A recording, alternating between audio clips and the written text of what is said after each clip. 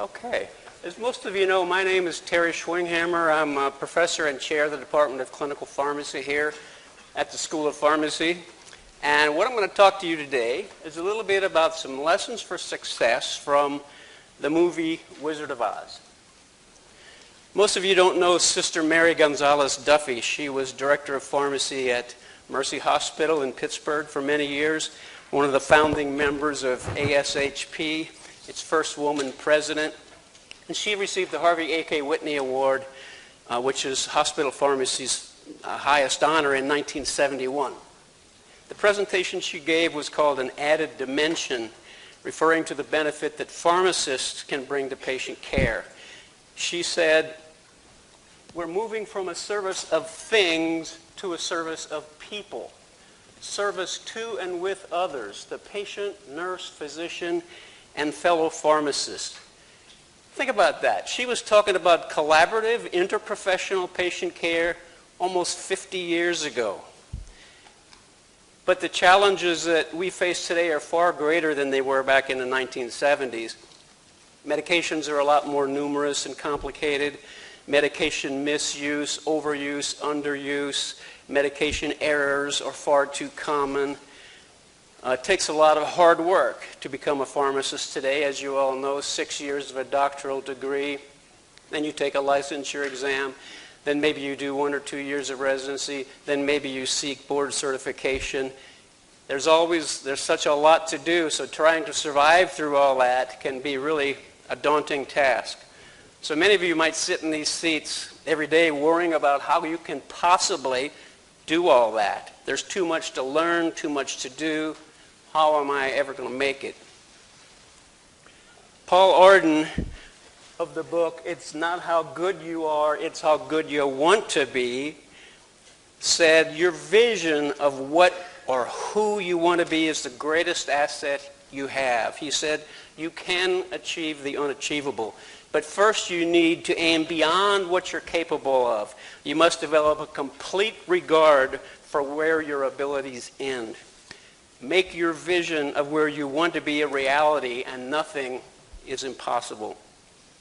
Sometimes the most profound lessons can come from unexpected places. So today I want to share with you some lessons that I can take from The Wizard of Oz that I hope you will give you a little bit of encouragement and maybe even a little bit of inspiration. I think everybody here probably has seen the movie The Wizard of Oz, 1939 musical, still shown on TV every year. It's one of the most watched movies of all time. Has anybody here not seen The Wizard of Oz? A couple haven't? Okay. Well, you'll see a little bit of it today. So I'd like to talk about 6 lessons we can take from the movie that can be useful as we seek to increase the success of both our personal and professional lives. So these 6 lessons are managing change, confronting fear, choosing your attitude, being persistent, having some fun, and leaving a good legacy. So now, on with the movie.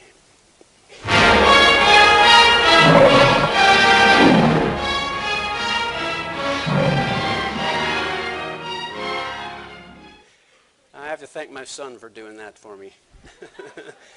He's a graphic designer. So lesson 1, manage change. So this is demonstrated early in the movie when an unexpected violent storm tornado takes Dorothy far away from her comfortable Kansas farm to a new, strange land.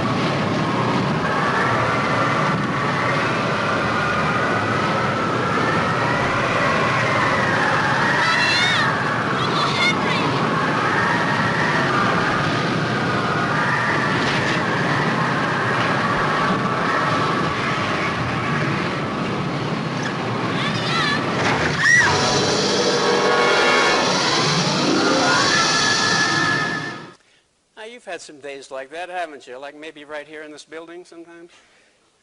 Now the winds of change will always blow one way or another. And like Dorothy in that locked cellar, there's really no place to hide, no escape from change. But when Dorothy wakes up, she finds herself in this strange new land.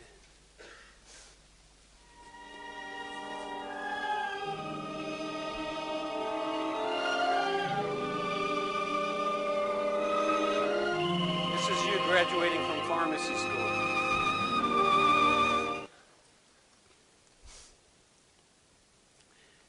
Now, this new environment that Janet, of course, was completely foreign to her. She had no idea what to do, where to go, how to act. She didn't expect that change, didn't want it, didn't know how it would affect her. And like her, we're also often faced with extraordinary, unexpected changes that can dramatically affect our lives. Some of these disruptive changes we cause ourselves, either on purpose or maybe by accident, for better or for worse. Now, in my opinion, if you think about it, people really only make a few decisions in their lifetimes that lead to really big changes, and then they spend the rest of their days living with the consequences. So, for example, whether and where to go to college, you made that decision. What first job to take, where to move to, whether to get married or not, whether to buy a house, whether to have kids, whether to sometimes take a different job, when and where you might retire to. Thinking back on my own career when I took my first job after I got my PharmD degree, it took me 25 years to get that job just the way I wanted it. But when I had that, I had this unsettled feeling that I wasn't really quite satisfied. It was just a little too comfortable, a little too right. So with about 15 years left in my career, I decided I wanted a new challenge. So my wife and I left everything we had behind in Pittsburgh, moved down here to Morgantown, started at a new university, and I was not at all sure I could do the job that was assigned to me or that I'd accepted. But I decided to myself it was better to find out if I could or not than wonder for the rest of my life whether I could have. I was willing to make that change, and it was a big one. So when you find yourself faced in situations like Dorothy was or like I was, you can discover sometimes new opportunities that you didn't realize existed. Now, it can be a tornado at times, and I can tell you that for sure. But that comes with big changes. You just got to weather those storms. Most of you sitting here today are looking forward to graduation, eager to test your skills, but not knowing, you can't know what the future will bring. But I guarantee you one thing, it will bring constant, unrelenting change. And along with that, new challenges and opportunities. How you react to that change will determine how successful you will be in your profession as well as in your personal life. So now is the time, I think, to reflect and think back about who you are, what you want, and what you want to be in the future. What are your answers? Just think to yourself to these questions. Who am I really? What do I stand for? How would other people describe me? What do I want to make out of my life, and why? What do I want to avoid in life? And how do I define success in my personal or professional life? Now, the Dalai Lama is the spiritual leader of the Tibetan people. And he was visiting the United States a few years ago, and when his large entourage stopped at a restaurant in New Mexico, the waitress came up and had the audacity to ask him that age-old question, "Sir, what is the meaning of life?" And all of the reporters and interviewers were like gasping, saying, how could they put him on the spot to ask him that question that nobody knows the answer to? And he quickly responded, "That is an easy question. The meaning of life is happiness. The hard question is, what makes happiness? Money, a big house, accomplishments, or having compassion and a good heart? This is the question all human beings must try to answer," he said. What makes true happiness? So in summary, change is inevitable. You can't avoid it, but you must be able to manage the change that you will face. Some of you may remember actor Robert Urich, who after being diagnosed with a rare but soon-to-be fatal form of cancer said, "We can't always control what happens to us, but we can always control how we react to it." Ta-da! forgetting we're not in Kansas anymore. And when you walk out of these doors for the last time, you probably feel the same way. Lesson 2 is confronting fear. The almost first half of the movie was an example of what the kinds of things that fear can do. Everything seemed big and threatening and ominous, and fear can make us feel like cowards, like the lion.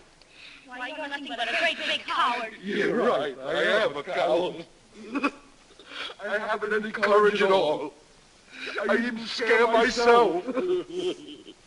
Look at the cycles under my eyes. I haven't slept in weeks.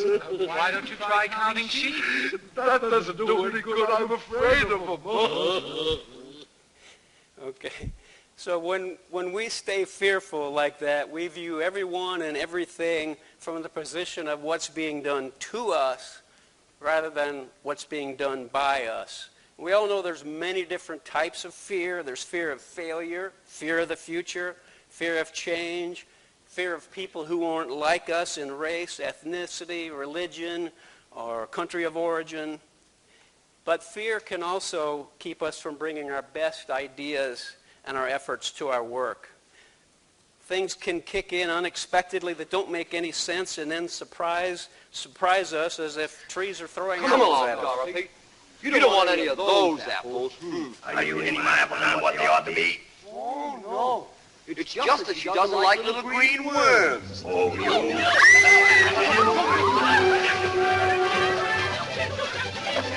Should I get apples?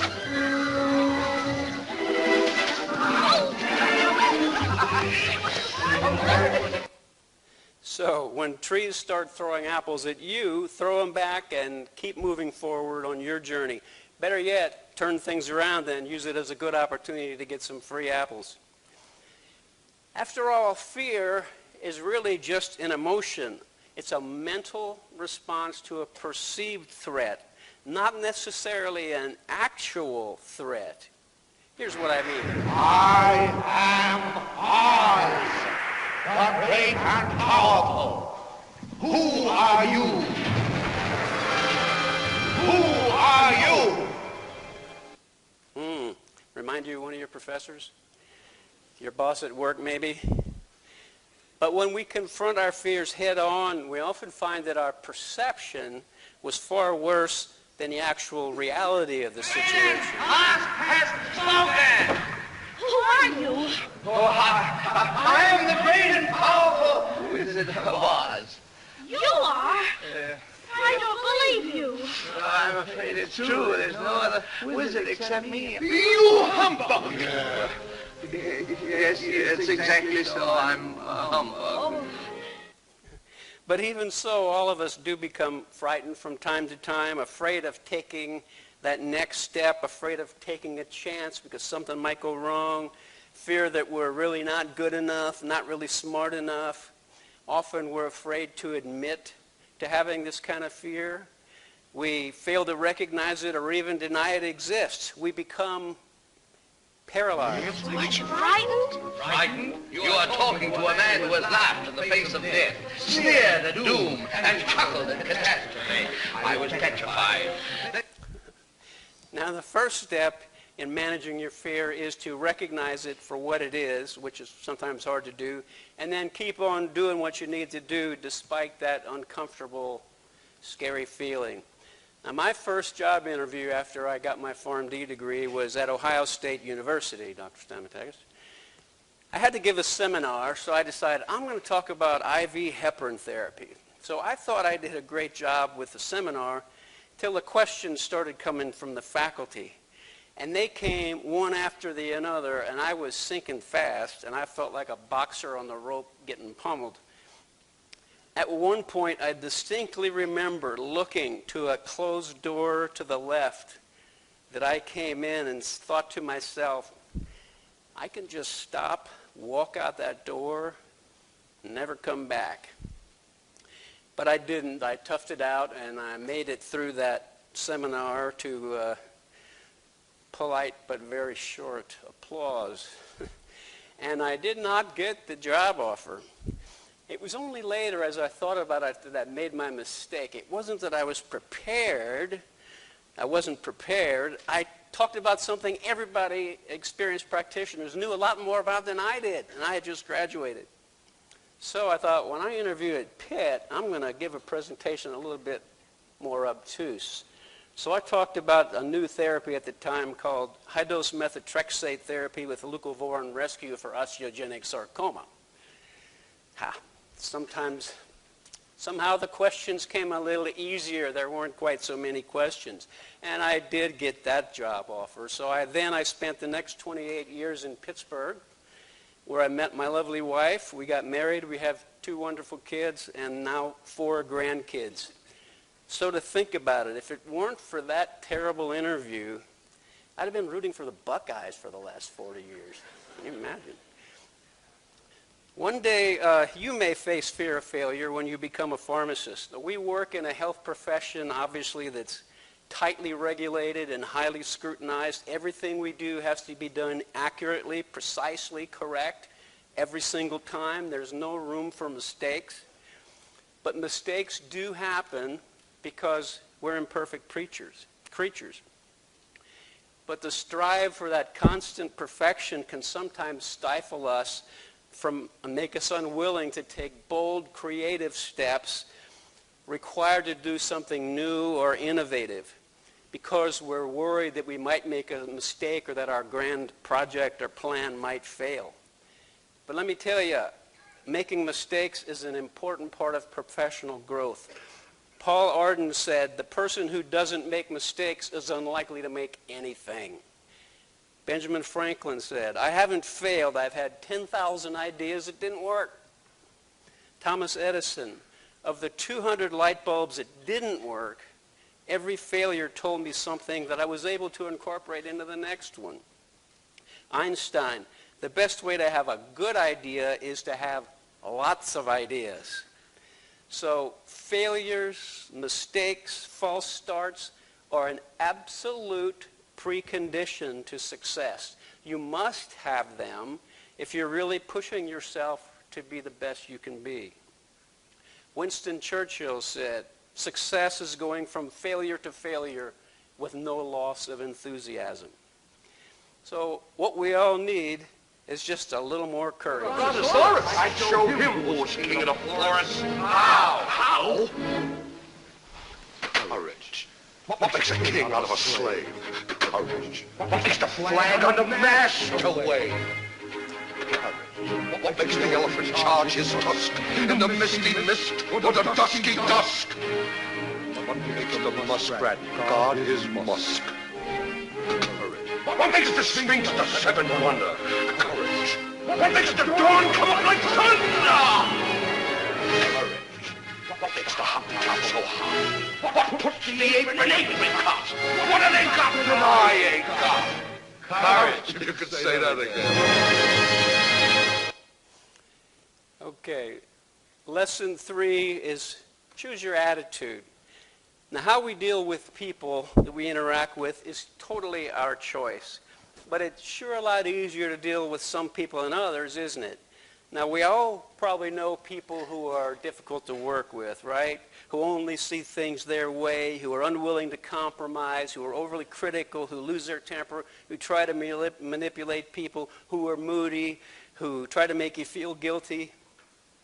But just when everything seems to be going right, they enter and mess everything up.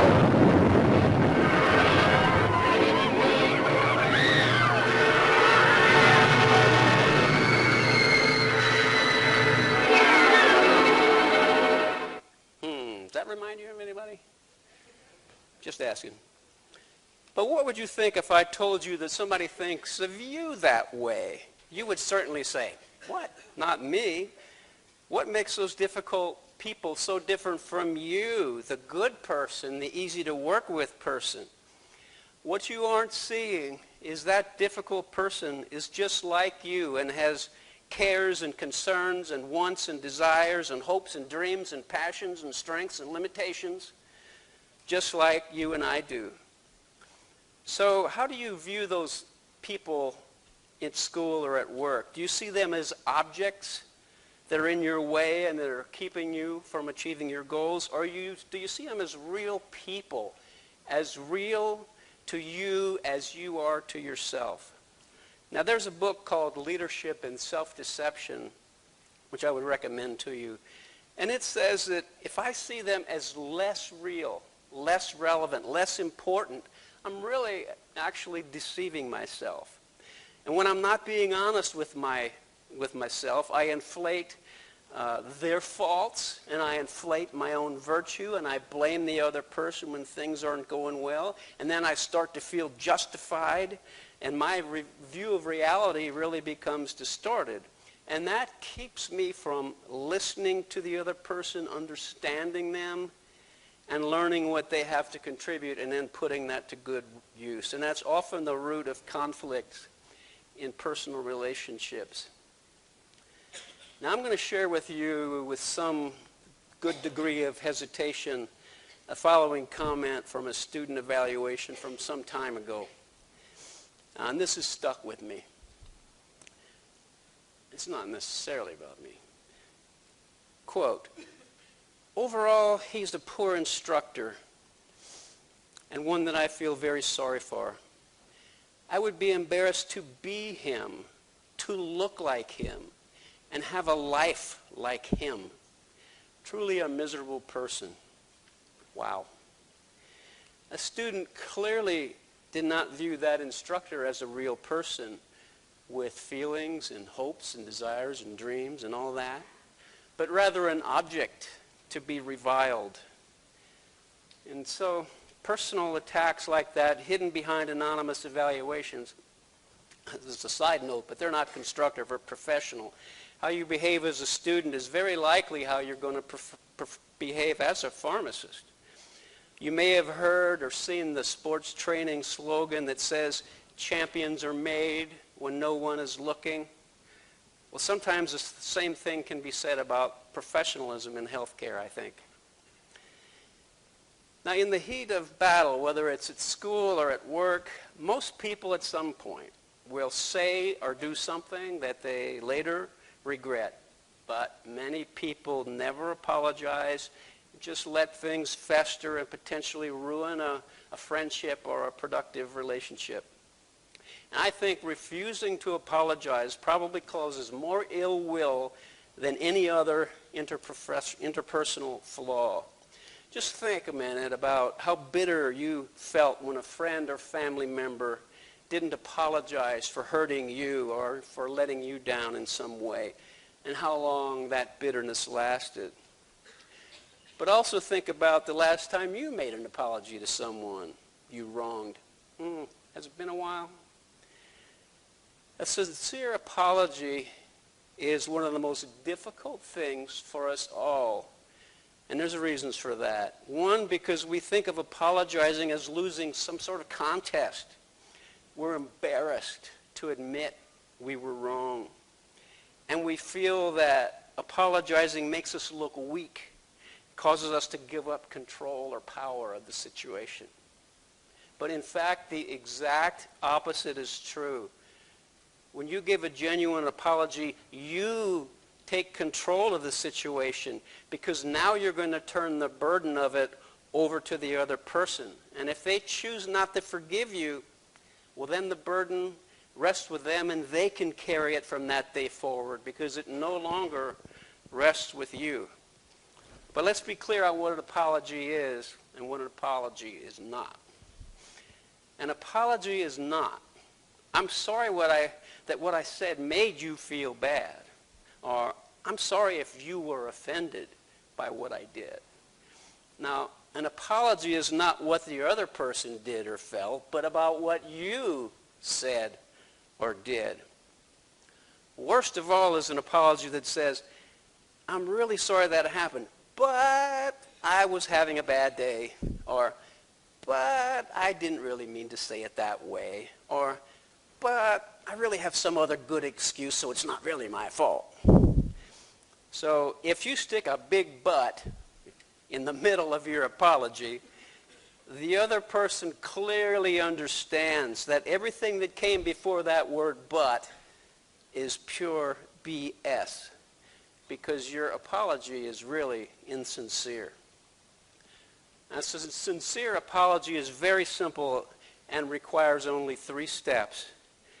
Number 1, I made a mistake. What I did was wrong, or what I said was wrong. Number 2, I'm sorry that hurt you. It won't happen again. And number 3, now what can I do to make it right? There's no excuses in that. It's very, very hard for the other person to resist that kind of apology. It says, I care about you. I realize I've hurt you. Let's work together to fix it. And that changes the way they feel about you, and from that point forward allows both of you to move on to a better future. So, in summary, your attitude in dealing with, quote, difficult people is your choice. You choose the way you respond to people whose personality or other character traits differ from yours in ways that might lead to conflict. Lesson number 4, be persistent. Now, in the mid-1970s, Wileen and Arnold Chisholm raised their family in a small town in New York where the high school graduation rate was less than 30%. Neither one of them as parents had graduated from high school, and their combined income never exceeded $20,000. Yet they worked every day to provide an honest, secure life and home for their family and children. They were relentless in their dream of having their only daughter graduate not just from high school, but also from college. Wileen used to say to Marie, it's not how you start that's important, it's how you finish. You might have heard of that young girl, now Marie Chisholm Burns. She's dean at the University of Tennessee School of Pharmacy and editor of this book, most of you who have seen this, Pharmacotherapy Principles in Practice, that we use here at the school, as well as another management book.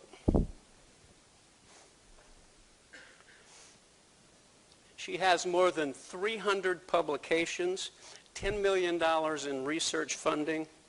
She has received education awards from AACP and ACCP, a Practice Excellence Award from APHA, and a Research Award from ASHP. Simply unbelievable.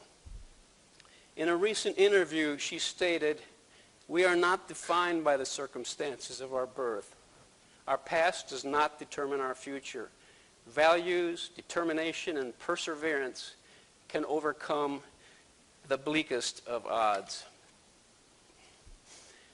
So, getting back to the movie, during their journey to the witch's castle, recall that Dorothy, the Scarecrow, the Tin Man, and the Cowardly Lion are attacked by wolves and crows and bees and winky slaves and winged monkeys. And at one point, the Scarecrow is all but down and out. Help! Help! Help! What happened to you? They tore my legs off and they threw them over there. Then they took my chest out and they threw it over there. Well, that's you all over. Sure knocked the stuffings out of you, didn't they? Don't stand there talking. Put me together. We've got to find Dorothy. Now that's persistence. And when you feel like, man, that's me all over, keep at it. Like these characters, in the end, you will also prevail. President Calvin Coolidge said this, "Nothing in the world can take the place of persistence. Talent will not. Nothing is more common than unsuccessful people with talent. Genius will not. Unrewarded genius is almost a proverb. Education will not. The world is full of educated derelicts. Persistence and determination alone are omnipotent." And there's another sort of related characteristic that in 1940 Albert Gray called the common denominator of success. And he said, the secret of success of every man who has ever been successful lies in the fact that he formed a habit of doing things that failures don't like to do. Now he went on to say that successful people don't like to do these things either, but their dislike is subordinate to their strength of purpose. Their dislike is subordinate to their strength of purpose. Now that's sort of a profoundly simple concept, right? But it likely explains, I think, why some people come into our profession with every apparent qualification for success and yet become disappointing failures, while others achieve outstanding success, like Dr. Chisholm Burns, despite many obvious and discouraging handicaps. The successful people do the hard things, the unpleasant tasks, but the things they know have to be done in order to achieve success. Now think about for a second how you approach your day. Do you tend to focus on the things you like to do, the things that are easy to do first? And do you put off doing those tedious, time-consuming, difficult tasks that don't bring you any joy, certainly, but that you really know have to be done at some point for complete success? I know I sometimes do that. And I know it can hold me back from reaching my full potential. And trust me, valuable opportunities can disappear when you let difficult things, difficult tasks, go unfinished. Lesson 5, have fun. We're off to see the wizard, the wonderful Wizard of Oz. He is the wizard of Wiz, if ever a wiz there was. If ever a wiz there was, the Wizard of Oz was one because of the wonderful things he does. We're off to see the wizard, the wonderful Wizard of Oz. Now, we're in a serious profession, obviously, trying to accomplish meaningful work, but it's important to enjoy the ride along the way. Our friends showed us that the joy was really in the journey itself on that yellow brick road, not really the destination. The anticipation of what lies ahead and the process of getting there can be more satisfying than the end itself. And those guys, of course, became fast friends while going through some very tough situations. And it's important to realize that real friendships are made not only by having fun together, but they're forged in the cauldron of difficulty, adversity, and hard work. Sound a little bit like pharmacy school, maybe? Long-lasting friendships are made when difficulties are overcome together and accomplishments and occasionally failures are shared. So as you're busy working towards your goals, be sure and take time to cherish the precious times you have with your friends here as you all make your own ways down your own yellow brick roads. Lesson number 6, leave a good legacy. Life goes by pretty fast. That movie was 2 hours and 5 minutes, and sometimes I think the pace of life of a lifetime seems to go by at that speed as well. I can tell you, in a blink of an eye, you'll be looking back at a 45-year career like I am right now. We all start as students like you with high aspirations, expecting great things ahead. In his book called First Things First, Stephen Covey said, all humans have 4 basic needs: to live, to learn, to love, and to leave a legacy. With regard to a legacy, what is it that you can do to make a difference within the profession and within your personal life as well? Now, have you ever envisioned your own funeral, imagining what people are going to say or what they're going to be saying about you? Now, the last thing you want is to imagine that the only reason people are there is just to make sure you're really dead, right? So what contributions can you make? What legacy can you leave that would impact your family, your work team, your organization, your community, your society in a positive and lasting way?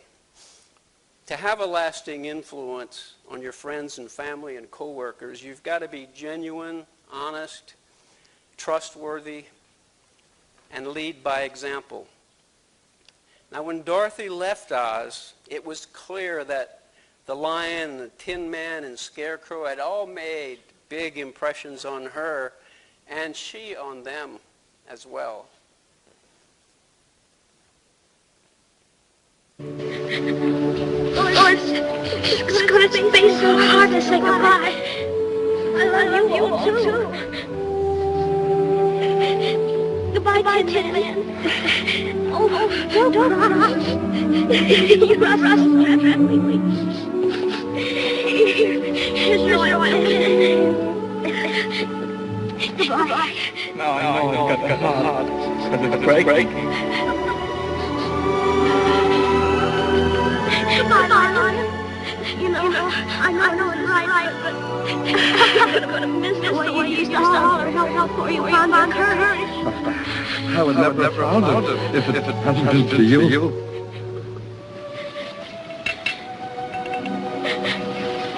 I think I'll miss you most of all.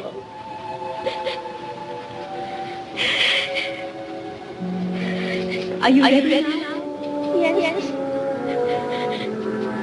Say goodbye, Toto. Now, your legacy might be about what you accomplished at your job, but a big part of it will certainly be the effect that you had on the hearts and minds of the people close to you.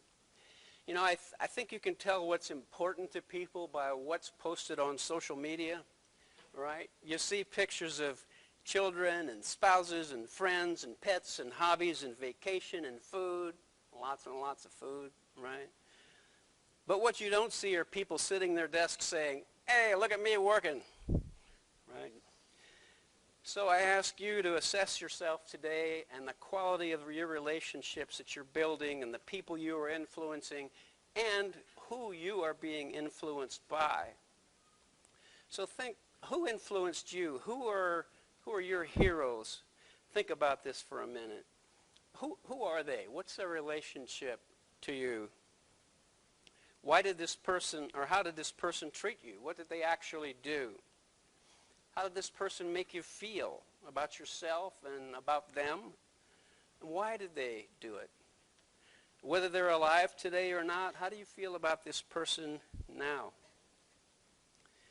My grandfather, Charles August Nicholson, they called him C.A. or Gus, he had a huge influence on both me and my two brothers. Now, he was a county agricultural agent for 33 years, worked for the federal government back in the 20s and 30s, and he literally brought electricity to farms when farmers were scared that electricity was going to harm their animals. He had to talk them into putting electricity on their farms. He also made Du Bois County in Indiana one of the biggest turkey producers in the country by starting with 1 or 2 chicks at a time, collecting them in the eggs, putting them in incubators, and then putting the chicks in free ranges, and then eventually as they got bigger they put them in enclosures. And he taught one person, and that person taught another, and on down the line, to right now Du Bois County is the top turkey producing county in the state, and in the top 10 counties in the country. Over 2 million turkeys are raised in that county every year. Now, when he retired, they had a testimonial dinner that filled the entire Legion Club. I was 10 years old, and I clearly remember the acclaim that he got, the lines of applause, the speeches. It was very impressive. Now, he also had a small farm on the side, and he planted and hoed and picked and sold strawberries and raspberries and apples and potatoes. And he took me and my two brothers with him on hot summer days when we were in middle school. He was firm and a no-nonsense guy. Now, he worked us very hard in those fields. We sat in the bed of his old pickup truck under the shade of a massive oak tree and ate egg sandwiches that our mother had made for us that morning. We had to chase cows back to the farm that had escaped through fence holes. In the fall, we hiked through woods to pick up walnuts from the forest floor from places that he only knew about. And you know what? We learned a lot from him, but he never gave us a single word of advice. Only years later did I figure out that I learned by watching him every day and what he did. His example of the virtue and simple rewards of hard work and a job well done. He never made more than probably $10,000 a year, but I never once heard him mention money. Simply didn't care about it as long as his family was financially secure. I still can't pass a walnut tree in October without thinking of him. Now, our grandpa was tough as nails, let me tell you, but he also had a big heart. He took us on fishing trips on a number of occasions, and he was probably just about the best fisherman in the county, with the exception perhaps of my grandmother, who could occasionally outfish him. He also loved the good cigar, chewed, never smoked, and a whiskey on the rocks, just one, maybe two. Now, he lived to be age 94, and when he died, I expected this massive turnout at the funeral home because of all the things he had done when he was county agricultural agent.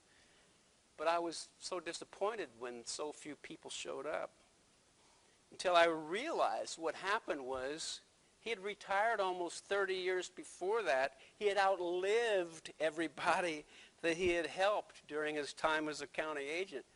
So it was at that moment I realized I want to be just like him. I want to outlive everybody else, right? Just kidding. But his legacy does live on today, not only in the hearts of his grandchildren, but also in the farming innovations he brought to those families on those small farms in a single county in southern Indiana. His daughter was my mother, one of the most selfless persons, if not the most selfless person I've ever met, and many other people have said the same thing. She always put others before herself. Now, when I was a kid, her idea of multitasking was to practice for the 6th grade spelling bee while we were washing and drying the dishes together. And I have to tell you, I did win the spelling bee. I got the proof right here. Here is the trophy. 1963, spelling. I attribute that to my mother. Now, she was a surgical nurse, but didn't work until we kids went off to college. She was a surgical nurse. She quickly became chief of surgical nursing at the local hospital. She eventually developed breast cancer that lasted for many years, and as she was struggling through the final stages of metastatic breast cancer during the last Christmas, she was so physically weak, but she carried on as usual, buying presents and cooking and hosting the entire extended family as though it were just another Christmas. She died 3 weeks later, and at her funeral visitation, so many people came up to us and told us stories about how she had comforted them or their family members when they were about to undergo surgery. She was pretty good at keeping the surgeons in line too, I must say. And at her funeral, the priest cried when he gave the homily. Now, my dad, he was always made sure I had a job in the summertime and high school summers, so I wouldn't have to give me money, and so he'd keep me off the streets. He was widely known as a jokester, and the joke was always at his expense, never at someone else's expense. It was always on him. He also believed in discipline but was fair. I have to tell a story about when I was in grade school in the church choir. The director was a huge, grumpy old man they called Prof. He had taught my dad when he was a boy. And we practiced in the old rectory building. He would sit at the big pump organ, smoking one cigarette or another, pumping away at that organ furiously as we tried to sing along. And when the sun shone through the windows, we could see the smoke pouring out of both nostrils, and it was like he was the devil himself. So one day at practice, he didn't like something I did. So he called me down to the front, told me to take my glasses off, and then smacked me across the face with the back of his hand. I didn't know what to do, so I turned around, walked out, went home, scared to death what my dad was going to do to me because I was for sure going to get kicked out of the choir. But I knew I had to tell him what happened. So when I did, he paused a minute, sniffed, and said, "You know, Nobody in this town ever amounted to anything unless they'd been slapped around by a prof a few times. He turned around and walked away. I was like stunned. What a powerful thing that was. He not only took away my fear, but really turned it into sort of a badge of honor that I've obviously never forgotten. Many of you know Dr. Nick Popovich, professor at Purdue University now in Chicago. He's been my mentor since I was in pharmacy school. When I'd see him at professional meetings, he'd always ask me how things are going, how are you doing? And he'd always finish up by saying, I'm so proud of the work you're doing. And that perked me up lots of times, and I really wasn't feeling all that confident myself or quite so proud of the things that I was doing. One day I decided to call him and thank him. And when he answered the phone, I told him who it was. He immediately wanted to know, how are things at WVU? How are you doing? And he again told me how proud he was of the things I'm doing. And finally he said, well, what can I do for you? I told him, the sole purpose for my call is to thank you for being an inspiration to me and for always supporting me. And that absolutely made his day. So if you have someone like that in your life who's been an inspiration to you and a mentor to you, just take a minute, let them know. They may not even realize how much they mean to you, but what you say will mean the world to them. Now, my wife of 37 years, Donna, has always supported me and encouraged me, and lots of times when I wasn't even sure I had made the right decision, she would support me. Now, one day recently she said that, if I happened to pass away first, that she could never possibly marry again. Now, I felt pretty good about that until she followed up with, boy, have I learned my lesson. Well, what are you going to do? So just as important as who influences you is who do you influence. And we often don't realize that we are influencing people by what we do. And I'm betting if we did think about it, we'd try a little bit harder to be a positive influence. So if there's a few faculty members here, if you're old enough to have well-adjusted kids who not only love but like each other, well, maybe take a little credit. You probably did some things right, despite what they told you when they were in middle school. And if you students have a younger brother or sister who looks up to you, it's probably also because you're doing something right. I've had the good fortune in my career to work with some of the best people in the pharmacy profession because I chose to get involved not only, of course, at the school level, but with national professional organizations, and I've also had the opportunity to travel to a few different countries. And I think collectively we've had some good accomplishments. But more important than any of the achievements we might have had, I'm profoundly grateful for the opportunity I've had to work with such wonderful people. I've benefited in ways that I can't even enumerate from having known and from having worked with them. And you too will create networks with professional colleagues, so treasure them. They will be what you remember in your twilight years. And also interacting, of course, with students like you all really has been the highlight of my career. I've been lucky to teach at 2 different pharmacy schools in the United States and spend some time at other schools like Thailand and Japan and Egypt. Henry Adams said, a teacher affects eternity. He never knows where his influence stops. Because when you teach others, they pass on what they learn to other people, and then they to still others, and on again and again. And that's one of the things I think that's so fantastic about being a faculty member and a teacher. So in conclusion, change is inevitable. Embrace it.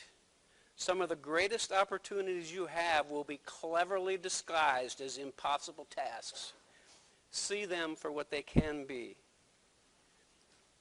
Confront your fears. You're going to have times of fear and self-doubt, but forging ahead despite adversity will not only make you a better person, it'll help you achieve what you need to. Treat others like you want to be treated. When you're wrong, admit it, and when it's time to apologize, make sure you do it right.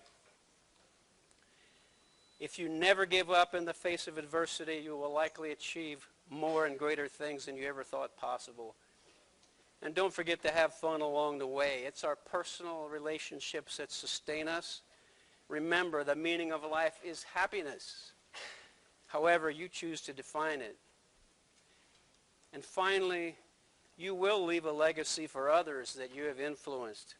Try to make sure it's a good one. I want to close with what Sister Gonzalez said in her Whitney Award address. She said, "We labor in an atmosphere where frequently good must battle evil, where some must suffer and die. May it be our happy task to ease the waves of all those for whom we care. May we be brought to the realization that true happiness is found in the knowledge that a job assigned to us here has been a job well done." The legacy of Sister Gonzalez Duffy certainly lives on. Thank you all very much.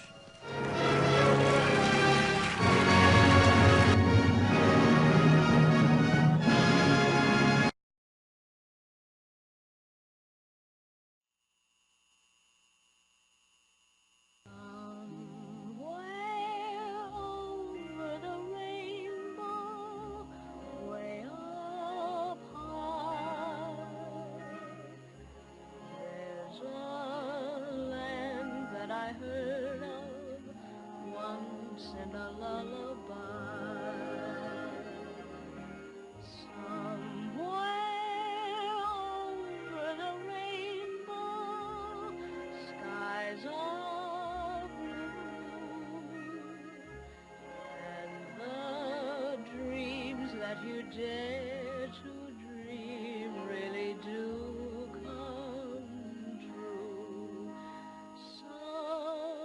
Someday I'll wish upon a star and wake up where the clouds are far behind me, where troubles melt like lemon drops away above the chimney tops. That's where